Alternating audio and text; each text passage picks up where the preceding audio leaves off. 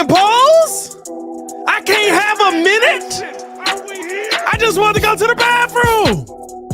Empty the clip there. Ladies and gentlemen, it did not take long for former Falcon Pro Bowler Grady Jarrett to find him a new home after being released. His new home will be here with the Chicago Bears, as the Bears have signed him to beef up their defensive interior. Can I have 5 minutes to think about it? Good grief. Ryan Pauls is cooking. Ryan Pauls absolutely said, empty the clip. We going all in this offseason. This is an interesting move to me. Looking at Grady Jarrett, last couple years, right? 2 years ago, dealt with some injury. Last season was healthy, but did not see the impact that we're used to seeing from Grady Jarrett. And listen, it is him coming off of a down year here, but at 31 years old, is there still more in the tank? Is there still something that you can get out of him? I fully think that there is. He was an interesting name that I was wondering about if the Bears would be interested in going after, but I thought with the money situation that the Bears are in right now, we would not see the Chicago Bears go out and try and get Grady Jarrett. Very interesting move here by Ryan Pauls. Let me know how you guys feel in the comments below. Hit that like button, subscribe to the page, leave a 5-star review. Y'all know what to do. We're back at it again. Grady Jarrett coming in on a 3-year, $43.5 million deal, including $28.5 million fully guaranteed with the Chicago Bears. This is a move to me that now, right, the move that we just got off live talking about, the move that we just took a second to take a break from and have a conversation on, now makes a little bit more sense, especially when you talk about somebody bringing that pressure up the middle. This to me is a move that I would like to see, that I like to see from the Bears here. Now, again, this is more of the flashy name, the big name, but your hope is that he returns more to that 2023 role where he's able to help the run defense a little bit more up the middle. Also giving you a pass rush grade of 70.3. Like I said, took a little bit of a step back, coming back off of injury. Going to be interesting to see how he bounces back from that situation. But the Chicago Bears going all in here yet again. And this is a move that to me, this is your luxury pick. This is your luxury pickup. This is going after the name. He spent all 10 years of his career in Atlanta. I thought last season, 35 solo tackles, no forced fumbles on that, 28 stops, though, 4 sacks in last season from the defensive tackle position. I think that that's going to be a solid pickup for the Chicago Bears as well. Here's where this does get a little bit interesting to me. Will we see him get more in on the run defense snaps this season? 463 run defense snaps last year, only pass defense snaps last season, only half of that coming in the run defense. Or is he somebody who's mainly going to be on the field on those passing downs? This to me is absolutely a Dennis Allen type of hire. This is the hey, we want to go after that big body in the middle that is going to make that is going to be able to just get after. And I'm trying to see what's going on with the comments here. There the comments go. I was like, what the heck is going on here? That is going to be able to get after, the quarterback and be able to create some of that pressure up the middle. This to me is a little bit of insurance in the Andrew Billings, Javon Dexter market in my mind, right? This to me, Mike 5, you just signed off. I'm telling you, dog. It's one of those moves to me that I did not see coming, and I think this is the surprise signing that me and Jordan JC talked about. This is the surprise signing that me and Jordan JC talked about this morning. When you're talking about creating depth in that pass rush room, when you're talking about creating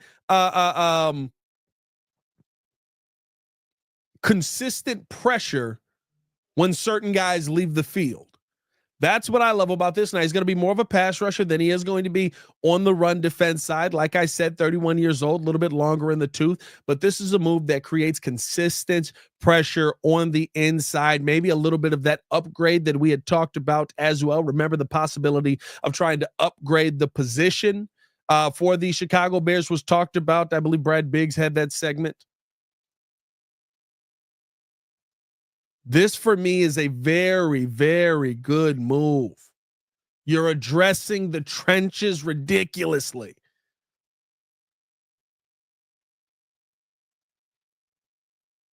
I'm excited about this one coming in. I think that Jarrett is going to have a bit of a bounce back season here in Chicago. I think he does fit what Dennis Allen wants to do up the middle. And this is one where, again, you're going to have the coaches put him in the right position.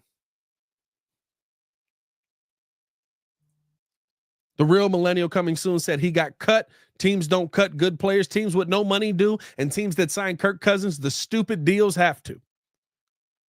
You also, if you're in their position, you want to go with the younger spot. It's kind of going with Joe Tooney. Right? Like you went with Trey Smith. You're going more Joe Tooney. You have to move on from Joe Tooney to keep Trey Smith. To me, that's more of this situation. People forget my man caught an interception from the center. That is true. I forgot about that. I did forget about that. Dre the Great said, let's go. Hey, Roman, every tweet is just Genty. Can we get Genty here? I want Genty. Do we cut Billings now? I don't know. I don't know if you have to cut Billings in this situation. To me, this is still one that is, why not keep the depth? You know what I mean? Why not keep the depth? Why not have the depth from that position? Andrew Billings was dominant in the pass rush win rate. And I think I'm not going to say this is exactly what they're looking for this season, but Andrew Billings changed kind of who he was last year. Right? Remember, I was sitting there like halfway through the season and I was like, bro, like, Andrew Billings is winning the passing game at a ridiculous rate right now. And he changed the player that he was. Remember, the season before, Andrew Billings was a ridiculously dominant run stuffer.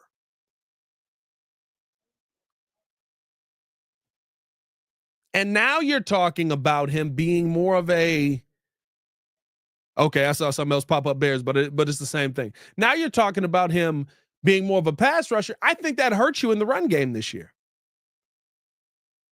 I don't think you move on from Billings. I think you find a way to make these two guys coexist. Allow Billings to be that run stuffer that he was yet again.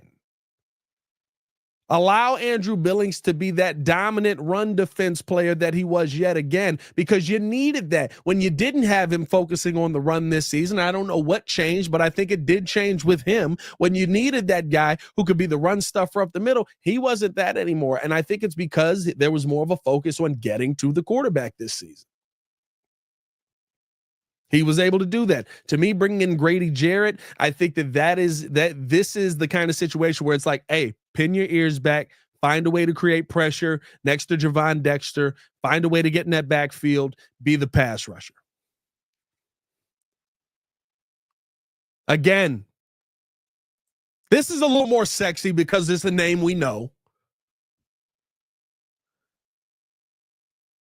This is a little more sexy because it's a name we know. But the Bears are all in on the trenches. The Bears are all in on the trenches. This is what we've been begging for how many off seasons? We're what are we at now? 3 hours in to free agency? And we have traded for 2 guards, one an all-pro, one a pro bowler. We have signed a center. We have signed an edge. We have signed a tackle. Is Ryan Poles paying attention to what's actually happening on the field? Is Ryan Poles actually caring about the trenches? Ben Johnson, Kevin Warren, what did y'all do?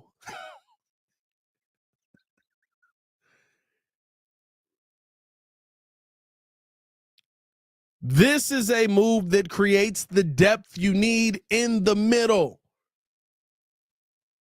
And as I've said on 3 lives now today, you can now have the conversation on being flexible in the draft. Billy Bob saying, what's our cap situation now? I'm not going to sit here and tell you that I know per se offhand. I haven't calculated everything. We'll probably talk about that tonight when we do go live at 6 on the Windy City Breeze. So stay tapped in with us here. If you are not subscribed to this channel, subscribe to this channel. We are covering everything Chicago sports. And of course, we cover mostly the big stories. So we're covering your Chicago Bears right now. I'm not 100% sure on what the cap situation is for the Bears right now. But here's what I do know. Good football teams usually don't have a ton of money. Good football teams usually don't have a ton of money. Baki said, Pat, check out my last chat. Baki, I got to find your last chat. Is it this one? I don't know. Also, keep an eye on all the players' contracts. They're all 3-year deals with option years being the 3rd year. Yeah, listen. You could be talking about building still through the trenches right now, attacking right now, finding a way to get guys paid right now. And in a couple of years, hey, we got this young dude that we want to. Your goal is to get to the position that the good teams are in. Why were the Rams so willing to move on from a dude they had just spent 40? How much did you get? 17 over 3, 42 million on? I think 46 million, whatever Jonah Jackson's contract was.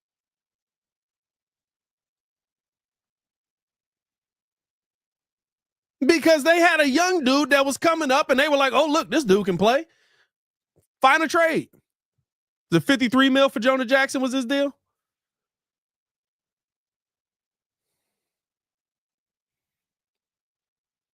When you find the young piece, it's okay to feel like, go ahead. We're good. We're okay here.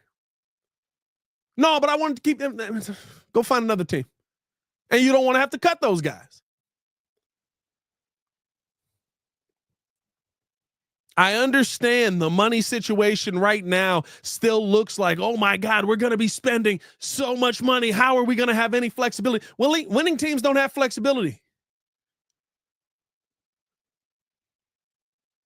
Look at the moves that the Chiefs have had to make.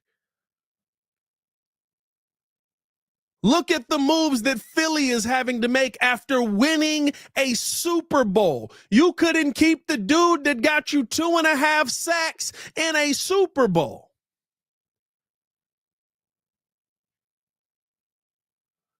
You couldn't keep the defensive interior piece that was creating pressure for you in a Super Bowl. If you want to be good, you got to spend money, and that's what Ryan Poles is doing this offseason. And dare I say, I like the pieces that he's spending money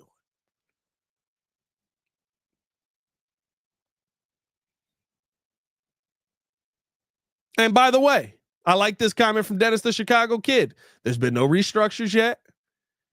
We've got no June 1st cuts yet. Are there going to be pieces that aren't here?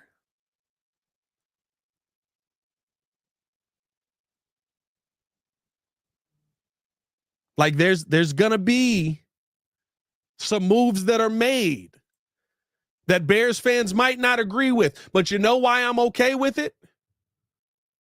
So I'm trying to make sure that we still got everything up. Because we're spending money on the one position we should have been spending money on the whole freaking time. I'm pulling up videos from 3 years ago of us begging Ryan Poles to fix the trenches. In 2022.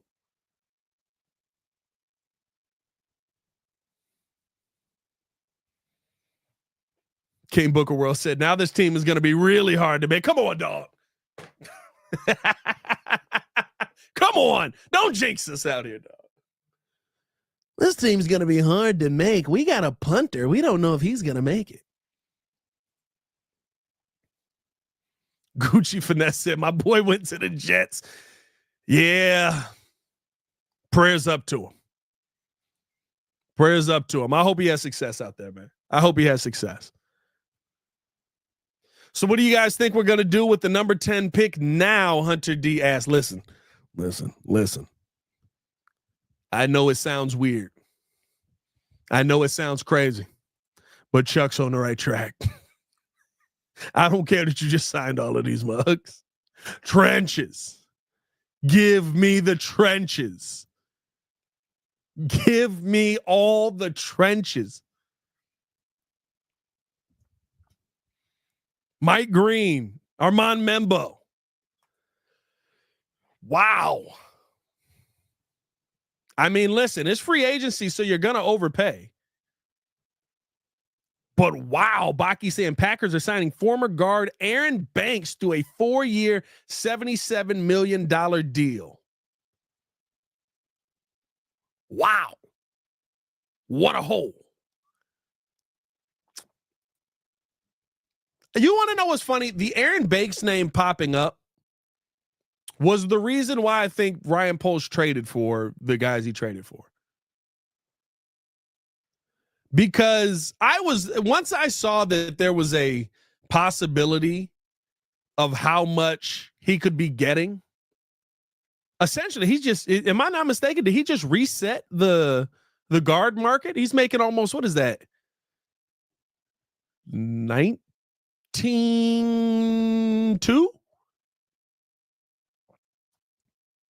19.2, I believe. If I'm not mistaken. Math was not my greatest subject. I really do believe that's why Ryan Poles went out there and made the trades that he did for the guards. DJ J. Jonah in the building. Kelvin Banks Jr. wouldn't be mad at that. Dennis, the Chicago kid, Tremaine Edmonds might have to count his days with all the draft flexibility. Yeah. Listen, yeah. You might be able to go running back. You might be able to go with a Jahad Campbell. One shy guy said, I will keep saying it. Get Landon Jackson.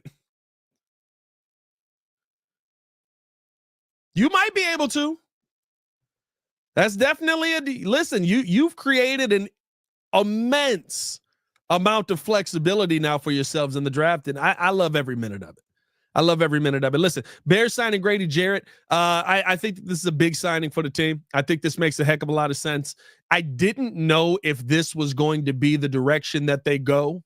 When I saw this news break, we were doing Bleacher Report this morning. I did think about him for the Chicago Bears. I think I said it on there as well. It'd be interesting to see the Bears sign him, but I don't think that they'll have the money or the flexibility to do it. I was wrong. What I will say is that Billy Bob in here probably have to draft a left tackle replacement to replace Braxton Jones after next year. Braxton may be here for a while. I'm not thrilled about it. I would love Armand Membo at 10. Come on now. Let's go. Give me Armand Membo. 10. Boom. Done. I'm excited. Whole offensive lines rebuild. I'll say this. For the people who are all in on Genty, for the people who are all in on the trenches, what does it feel more likely the direction of this offseason is going to be? Because I'm not going to lie to you. It seems like they are locked on the trenches.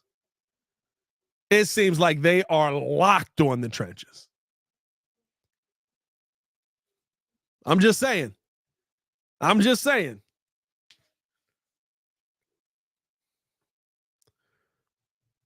But hey, man, appreciate y'all for tuning in and showing love. Hit that like button, subscribe to the page, leave a 5-star review. Y'all know what to do. I got to go do the Chicago Bears podcast. So even if news breaks in like the next 30 minutes, I'm going to be recording that. Of course, we will come back and talk about it, drop a video on here. Appreciate y'all for showing love. As always, man, we'll be live, like I said, at 6 tonight with the whole crew. So tap in with us over there as well. As always, man, y'all stay safe out there, Chicago. Bear down. One love.